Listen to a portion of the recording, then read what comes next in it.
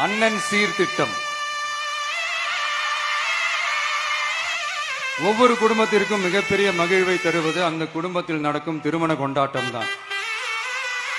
அதை எந்த வருத்தமும் இன்றி முழு மன நிறைவுடன் கொண்டாட வேண்டும்.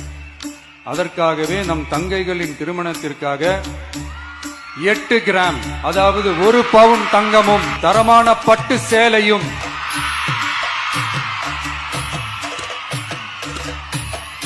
தாய் வீட்டில் இருந்து அண்ணன் சீராக அளிக்கப்படும்.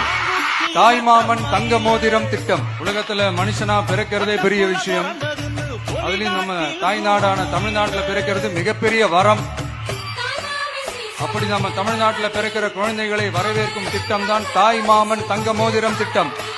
தமிழ்நாட்டில் பிறக்கும் ஒவ்வொரு குழந்தைக்கும் அரசாங்கத்தின் ஆசீர்வாதமாக ஒரு தங்க மோதிரம் வழங்கப்படும்.